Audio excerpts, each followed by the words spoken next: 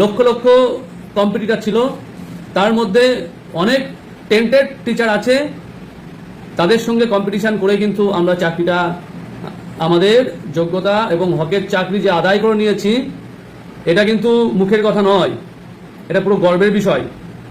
এতবার করে ফিল্টার হয়েছে, তা সত্ত্বেও না সিবিআই, না এসএসসি, না গভর্নমেন্ট, না কোর্ট, কেউ কিন্তু আমাদেরকে দোষী সাব্যস্ত এখনো পর্যন্ত করতে পারেনি, পারবেও না। এটা আমাদের অবশ্যই এটা গর্বের বিষয়। কারণ আমরা জানি পশ্চিমবঙ্গের শুরু থেকে শেষ পর্যন্ত কিভাবে করাপশন হয়েছে, সে বাম আমলেও হয়েছে, এই আমলেও হচ্ছে, এবং সমস্ত চাকরি কিছু না কিছু অযোগ্য থাকেই, সেটা আমরা সকলেই জানি। এক বস্তা আলুর মধ্যে কিছু না কিছু পচা আলু থাকতেই পারে, কিন্তু সব বস্তা ধরে আলু ফেলে দেওয়া, আলুটা পুরো এক বস্তা আলুটা ফেলে দেওয়া এই প্রথমবার দেখা যাচ্ছে, যেখানে দেশের সর্বোচ্চ তদন্তকারী যে সংস্থা আছে সিবিআই, তারা পূর্ণাঙ্গ তদন্ত করেছে।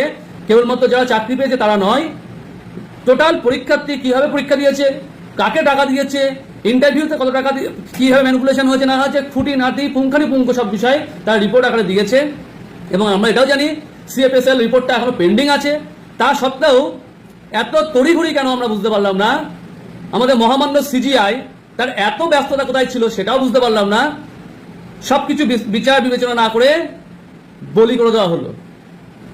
এটা তো বিচারের ব্যবস্থা গেল। পাশাপাশি আবার আসি আমাদের রাজ্য সরকার, এসএসসি, তারা খুবই চালাক, খুবই চালাক।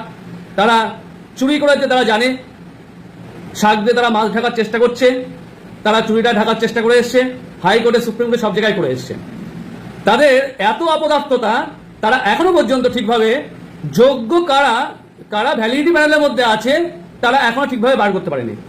কিন্তু আমরা জানি সেই সমস্ত শিক্ষক শিক্ষিকা 3 তারিখে আমাদের 3 এপ্রিল 2025-এ প্যানেল যে ক্যান্সেল হয়েছিল, তারপরে তারাই কিন্তু স্কুলে যাচ্ছে, সেটা আমরা সকলেই জানি।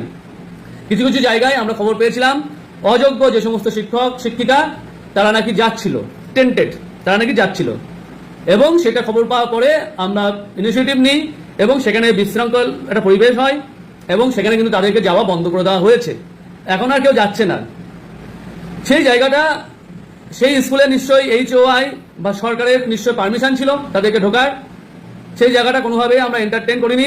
আমরা জানি না তাদের অ্যাকাউন্টে মাইনে ঢুকছে কিনা, লুকিয়ে চুরিয়ে ঢুকছে কিনা সেটা জানি না, কিন্তু আমরা আশা রাখি যে তাদের অ্যাকাউন্টে মাইনে ঢুকছে না, কারণ সেই লিস্টটা কিন্তু প্রপারলি দেওয়া হয়েছে। এবার মূল বক্তব্যে চলে আসি। এই বিষয়গুলো কেন বলা হচ্ছে? আমরা জানি যে কারা যোগ্য কারা অযোগ্য, সেটা আমরা সকলেই জানি। কে ঘুষতে টাকা পায়নি, কে ঘুষতে টাকা পেয়েছে আমরা জানি।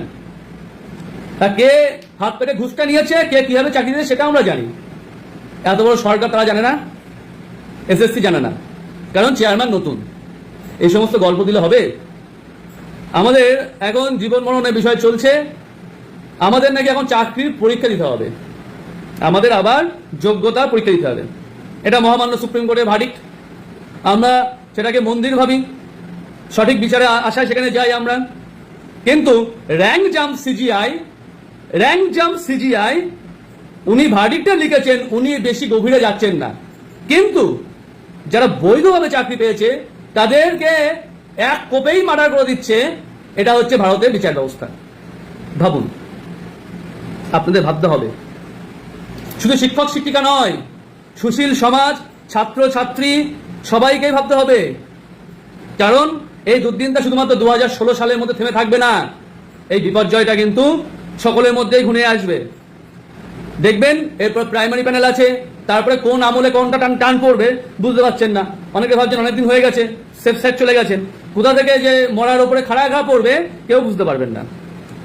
এবং এটা আমরা বলছি আমাদের সহকর্মী, আমাদের সিনিয়র যারা আছেন তাদেরকে বলছি, শিক্ষক সমাজকে, শিক্ষক সমাজের অঙ্গ হিসেবে আমাদের লজ্জা করে যে আমরা শুধু 2016 সালে যারা শিক্ষক শিক্ষিকা যারা আমরা এখানে ভিকটিম হয়েছি তারাই শুধুমাত্র আন্দোলন করছি, বাকিদেরকে সেইভাবে সাড়া দেখা যাচ্ছে না।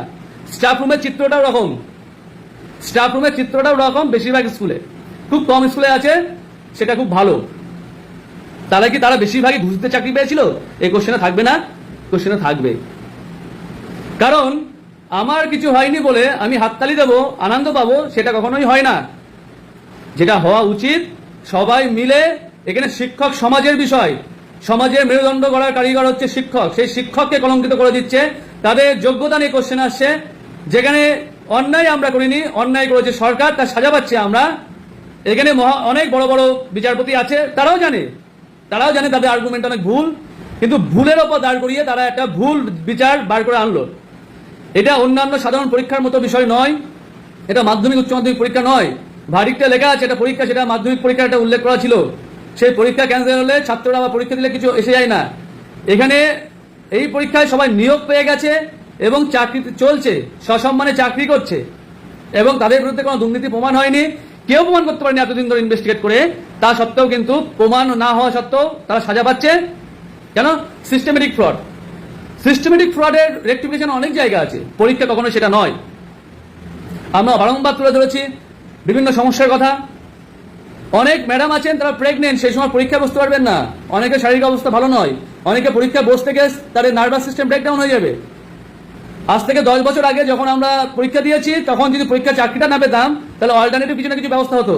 এখানে প্রথমে সামাজিকভাবে আমাদের সম্মানহানি এবং জীবন জীবিকার অধিকারটা কেড়ে নেওয়া হচ্ছে। কোনোভাবে যদি চাকরি না পাই, তাহলে আবার সেই বেকার হয়ে থাকতে হবে। এটা তো আমাদের পার্সোনাল বিষয় গেল।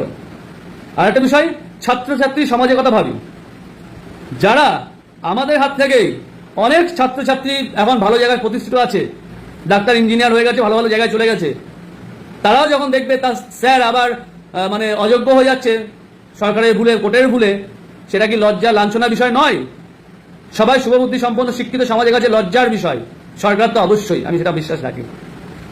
সেই জায়গায় দাঁড়িয়ে আমরা এই ফার্স্ট টাইম ভ্যালিডিটি প্যানেলে পাওয়া শিক্ষক শিক্ষিকাদের নিয়ে আগামী 2 তারিখ আচার্য সদন SSC অফিস আমরা কিন্তু যাচ্ছি।